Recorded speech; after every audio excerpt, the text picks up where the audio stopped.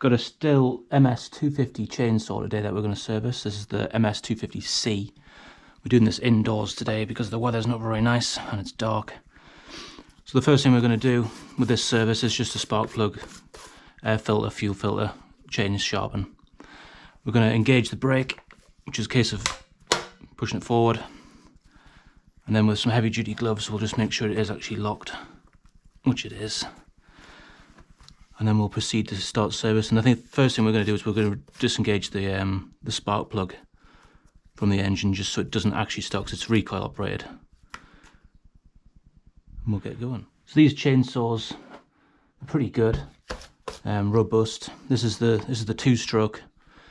There's a bit of data on there. It's a 2009 114 decibel MS250C, like we mentioned before.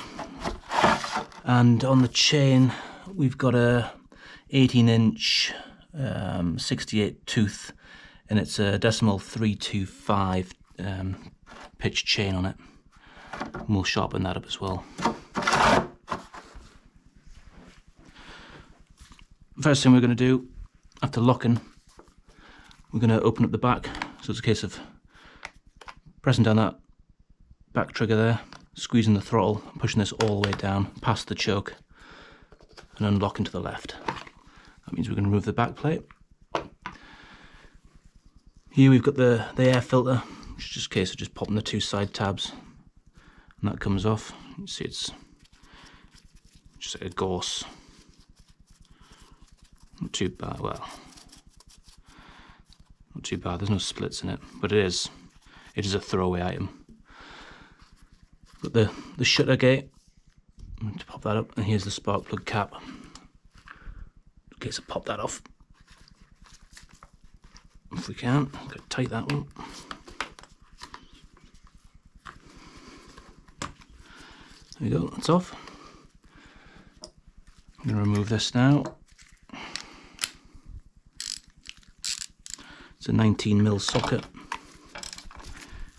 counterclockwise,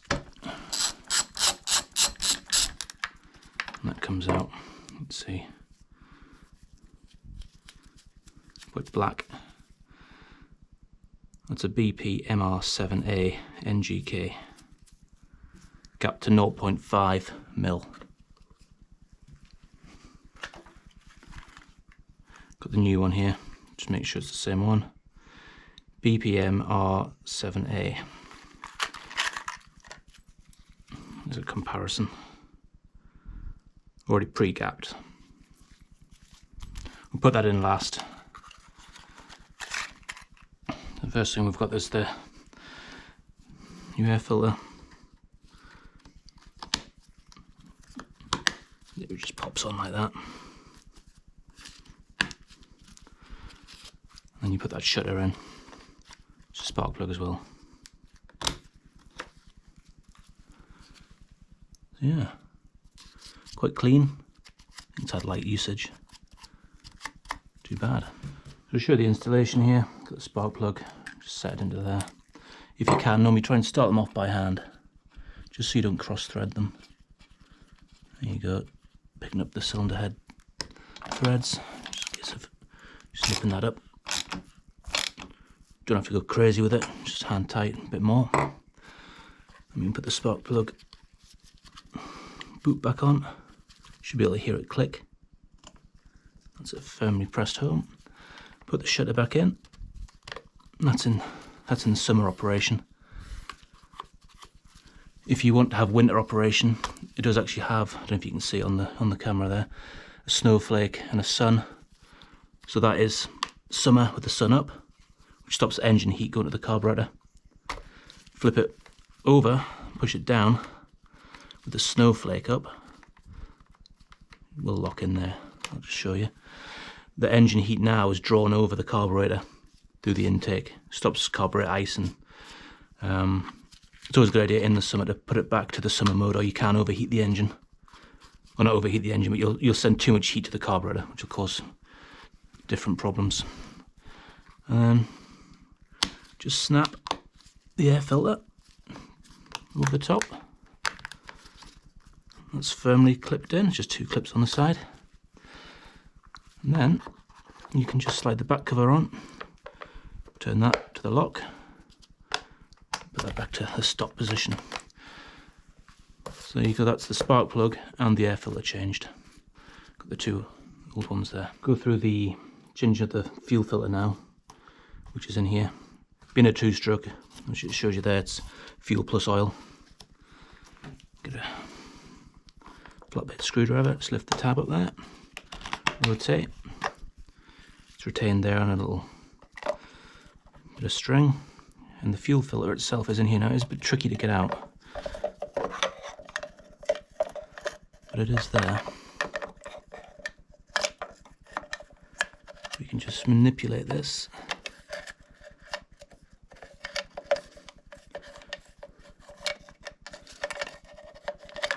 There we go. What you don't want to do now is pop this off and lose the bloody pipe, because you'll never get it back. Just twist that off. We've got the new one, which is a genuine STIHL chainsaw fuel filter. It's pushed on. There's no clips or anything. See there, that's pretty much the same. I don't know if that's genuine or not, but it's the same size. And we just push that back in. Try and get it in the same position down in the fuel. There we go. Obviously, before you open up this to do this job, clean off all the loose dirt. You don't want any dirt going. I mean, there is a fuel filter, but if you can help it, and there it is. Done. So the last jobs we're going to do is now sharpen the chain, the teeth themselves. As I mentioned at the beginning, the information is written on the other side. I'll put that up in a photo now. As you can see, it's a decimal 325 pitch chain, which is basically the distance between each tooth divided by 2. There is a calculation in the book of how you do measure it, but still make some tools to actually do it. So you've got the guide with the file on it. Got another file, another little tool here. I'll show you how to use these. So the first thing we're going to do is we're going to start by sharpening the teeth. We're going to sharpen every other tooth, and then we're going to rotate the chainsaw 180 and then do the back ones. What we're going to do, first of all, we're just going to mark on here where we started.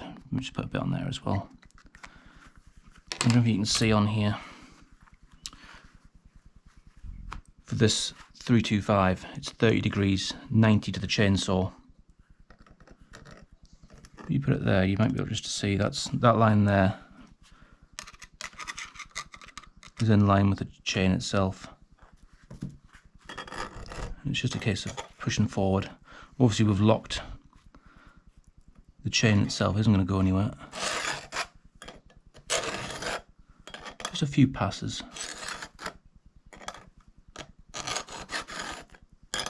Pushing forward, releasing and pushing forward. Doesn't take much. And then what you've got this depth setter as well. You take the other little hand file. And if the tooth's proud, which this one it's not, you just come across a few times, and that just sets the depth on the tooth itself. And then I normally just mark off once I've done one. We do the next one. Again, 30 degrees with the file 90. You don't want any angles like this or like that. 90, 30 degrees. Just a few pushes.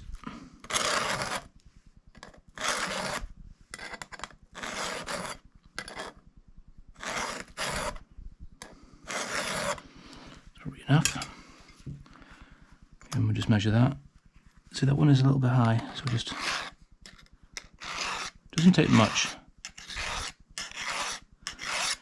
In an ideal world, I'd have my the bar lock on here and a bit of wood, keep it totally fixed, but I'm indoors because it's dark and it's raining. And now as you skip a tooth, come to the next one. Again, 30 degrees, 90.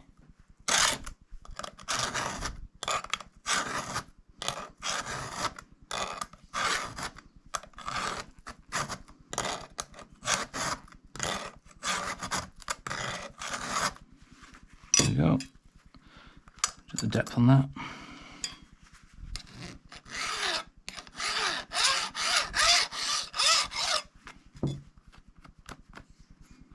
It's fine. I'll do the rest off camera because it's just going to be tedious going all the way around. So that's the service complete now on the STIHL MS250C chainsaw. We changed the spark plug, air filter, fuel filter, which, as you saw from the video, it's not the hardest job in the world. I mean, anyone with some basic tools can do that. Most time consuming is sharpening the chain. So obviously you've got to do every single tooth and then set the depth.